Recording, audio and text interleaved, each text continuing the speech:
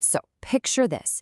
In the middle of a brutal winter, with temperatures absolutely plummeting, the skies over Ukraine's capital, Kyiv, suddenly go quiet. An unexpected pause in a relentless war. But the reason for this fragile calm? Well, that's where our story really begins. And trust me, it's way more complex than it looks. And then, boom, this bombshell drops. A pretty stunning announcement from the U.S. president claiming he personally brokered a deal that stopped Russian attacks on Kiev, even if it was just for a moment. It was a statement that, caught pretty much everyone completely off guard. Of course, in a conflict this complicated, things are almost never that simple, right?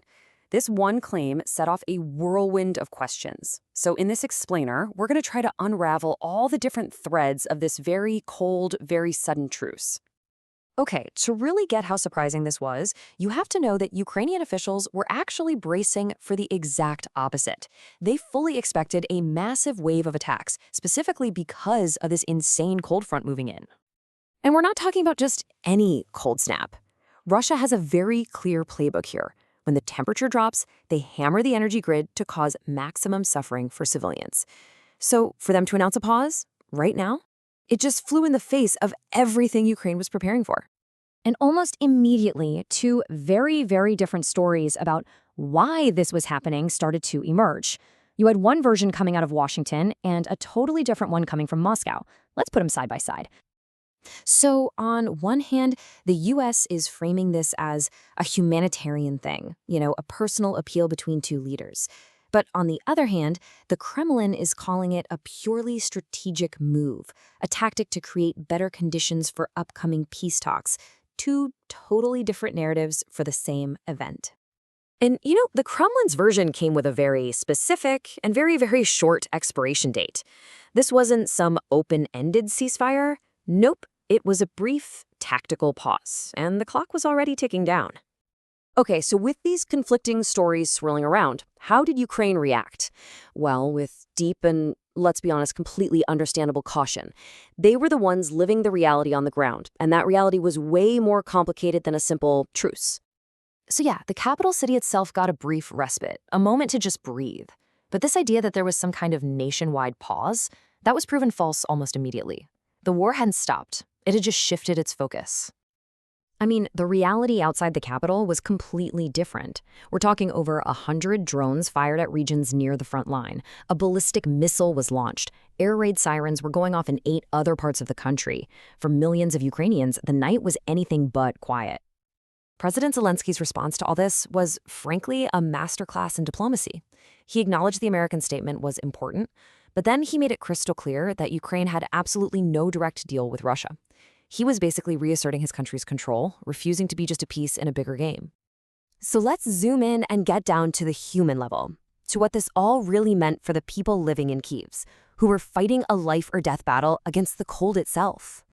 Minus 24 degrees Celsius, that is minus 11 Fahrenheit. That's a dangerously cold temperature where not having heat goes from being a problem to being a mortal threat. That's the reality people were waking up to. And just think about the psychological toll. In the week right before the supposed pause, the city had 530 separate air raid alerts. I mean, can you imagine a constant state of anxiety and fear?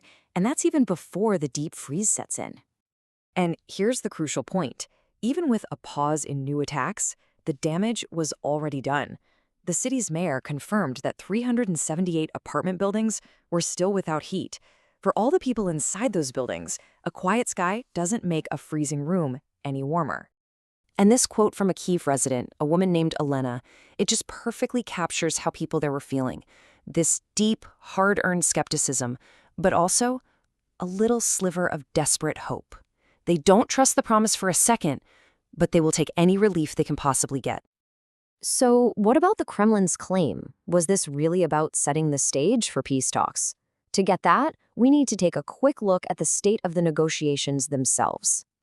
So, are talks happening? Yes, they are. They recently met in the UAE. But behind the scenes, things are really difficult. No big agreement was reached. And all the while, Russia kept attacking Ukraine's power grid. And here's the real problem. The fundamental disagreements are huge. And right now, they seem pretty much impossible to solve. Russia is demanding territory that Ukraine swears it will never, ever give up. We're not talking about minor details here. These are existential issues for both countries.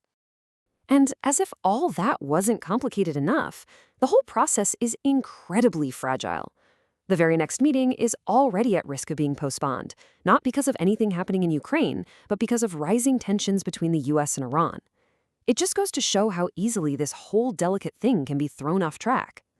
So we are left with this big question. Was this a genuine, if very brief, humanitarian pause that was brokered by a phone call? Or was it just a cold, calculated move in a brutal war? A little bit of relief for people caught in the cold, or just the prelude to the next phase of the conflict? What happens when the thaw comes?